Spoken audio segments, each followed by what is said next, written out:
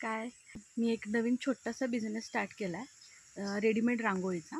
हे लक्ष्मीची पावलं ती बनवलेली आहेत. तर एक हळदी आणि एक कुंकू म्हणून पिवळं आणि लाल अशी 2 पावलं मी इथं बनवलेली आहेत आणि आज मी व्हिडिओमध्ये पण बनवून दाखवणार आहे.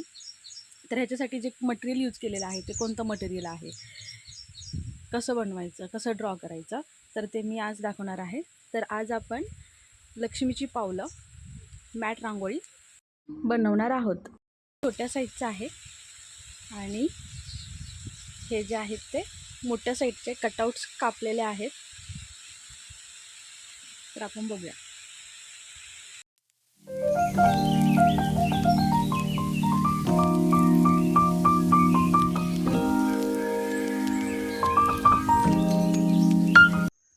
आपल्या प्रत्येक शुभकार्यामध्ये किंवा सणासुदीमध्ये ओमकार, स्वस्तिक, लक्ष्मीची पावले अशा प्रकारच्या चिन्हांचा आपण वापर करून आपल्या शुभकार्यास, चांगल्या कार्यक्रमाला सुरुवात करत असतो.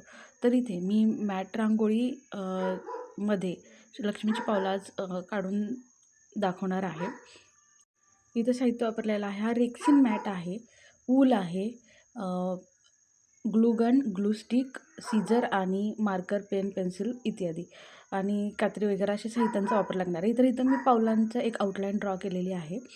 तर इथे मी काढताना उजवा पाऊल काढला होता लक्ष्मीचा आणि तो कट करून घेतलेला आहे आणि कट केल्यानंतर मग हाच पाऊल मी मॅटवरती उलटा ठेवलेला आहे. उलटा ठेवून परत मग मी मार्करच्या सहाय्याने त्याची आउटलाईन काढून घेतली. आउटलाईन काढून घेतल्यानंतर मग आपल्याला इथे हा पाऊल जो आहे तो डावा दिसत आहे. तर उजवा आणि डावा असे 2 पाऊल मी इथे कापून घेतलेले आहेत. आता आपल्याला याच्यावरती रांगोळी काढायची आहे. यासाठी वूल वापरलेला आहे.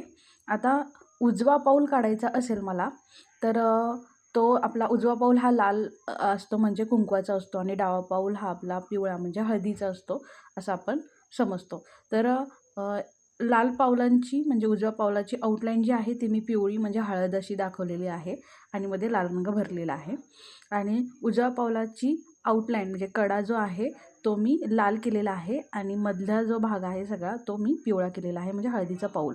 अशा पद्धतीचे इथे तुम्हाला दिसत आहेत हे 2 पाऊल मी बनवलेले आहेत. तर ही जी छान अशी मॅट रांगोळी आहे, पावलांची जोडी आता तयार झालेली आहे. असे मी भरपूर लक्ष्मीची पावलं तयार केलेली आहेत कारण ऑर्डर आलेली आहे आणि ती ऑर्डर आपल्याला कंप्लीट करायची आहे म्हणून ही पावले तयार झालेली आहेत.